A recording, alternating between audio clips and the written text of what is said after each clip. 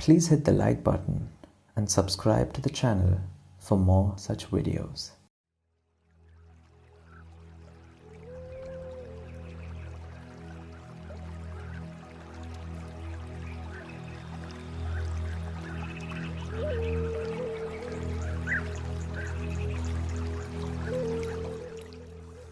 We hear a lot of stories about Bodhidharma. The internet is filled with all kinds of tales, legends, and fabulous myths. As the author of the work Bodhidharma Retold, and someone who has pioneered a lot of new findings in this field, we would love to hear your views and your take on this subject. So, can you briefly give us an introduction of who was Bodhidharma before we go into the details? Who was Bodhidharma and what is his history? Well, Siddharth, as I have explained to you in the first episode, historically, Bodhidharma is considered as the founding father of revolutionary Zen sect of Buddhism in China that swayed or influenced the Far East Asian nations for a millennium and a half. Through his extraordinary missionary zeal or enthusiasm, he appears to have changed the course of Buddhism itself in China. He can be viewed as an enigma or a mystery of esoteric Buddhism.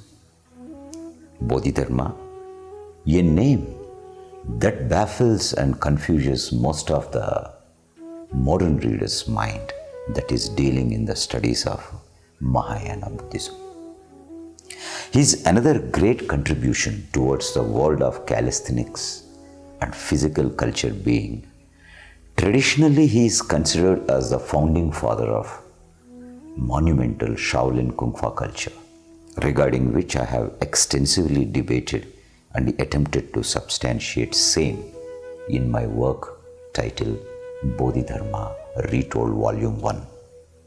The view which was supported and upheld on record by none other than 31st Shaolin Abbot or the current Abbot Shiongshen in the heart of Shaolin Temple when he interacted with me on 12th July 2018.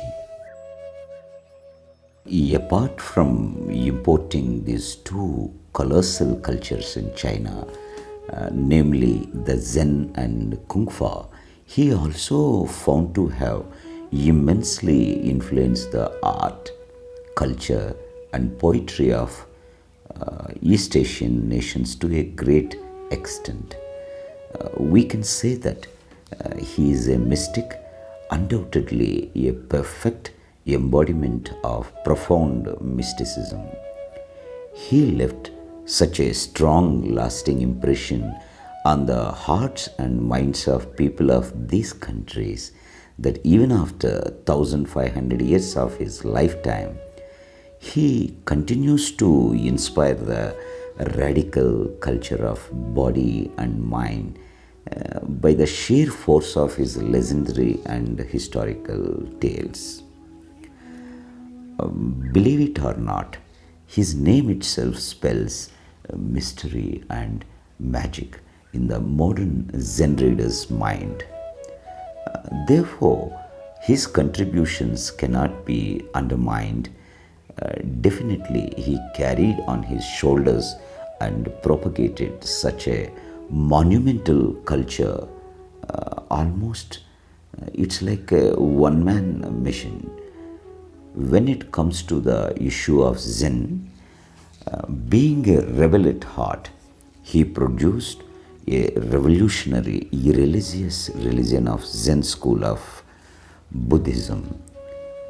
Perhaps he is the only spiritual leader in the world to have pushed both the body and mind culture to a limitless horizon and brought about an extreme, delicent physical and mind culture with the sole objective of attaining a sound mind in a sound body. The depth of such culture is so much so that Even the modern scientific world continues to try hard to fathom the profoundness of such culture.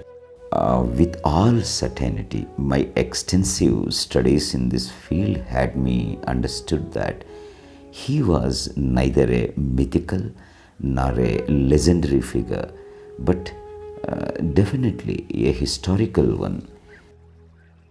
It seems Bodhidharma is enigmatic. What is the current status about his historical research? In spite of such mammoth contributions, it is very unfortunate that much of his life is shrouded in mystery. Most of his history is found to be mired in several controversies, confusions, and riddles. Taking advantage of same, some modern scholars, instead of solving these riddles, went on to quickly conclude that the name of Bodhidharma was nothing but a myth. And further, they appear to have jumped to a quick conclusion that there lived no such monk called Bodhidharma in blood and flesh.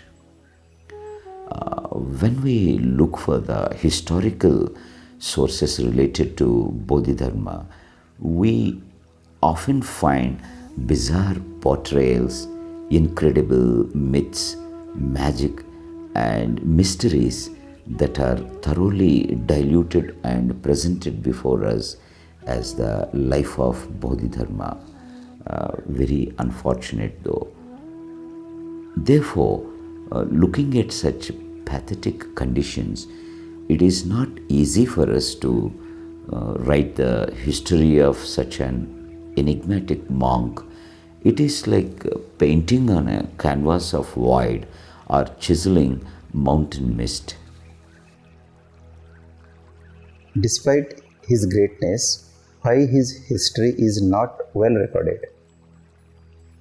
Well, it is very important for us to briefly understand such a state before we further progressing into answering the queries regarding the life of Bodhidharma.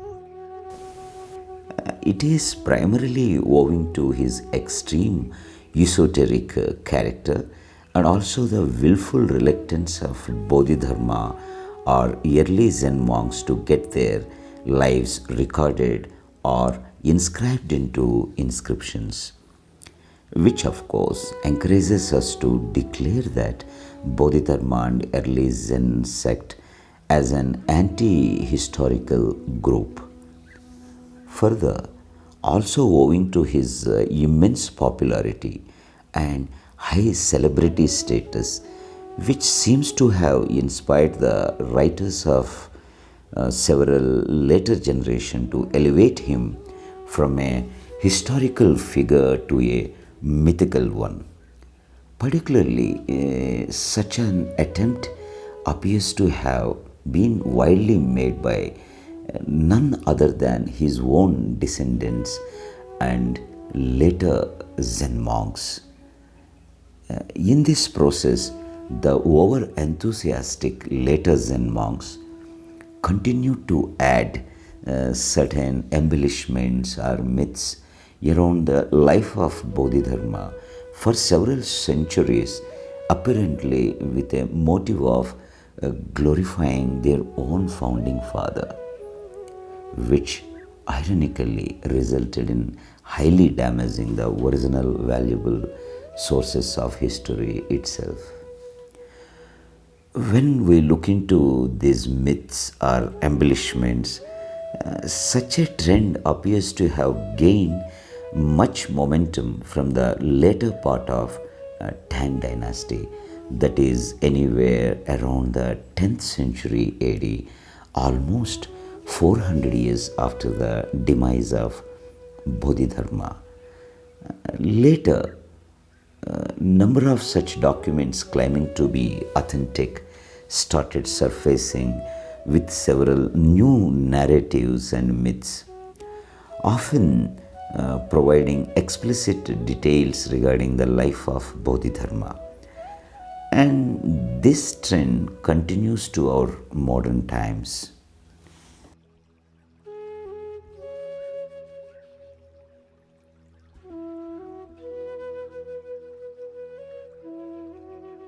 Undoubtedly, we can accept him as the first patriarch of Zen in China. But as far as I know, his position as 28th patriarch in Zen gallery is doubtful. For several modern scholars have expressed serious doubts or reservations regarding the lineage of 28th patriarchal succession or the existence of such a teacher called Prajnatara. This explicit piece of information appears to be a later invention which appeared several centuries after the lifetime of Bodhidharma in some of the texts like Anthology of Patriarchal Hall or Transmission of Lamps, etc. In several aspects, these later legendary tales are not in congruence with the early historical records, and they often contradict, therefore highly doubtworthy. To make a long story short, I don't trust them as historical elements. Of course, there are several such popular beliefs circulating around in the name of Bodhidharma. But see, every popular belief cannot be passed as a history.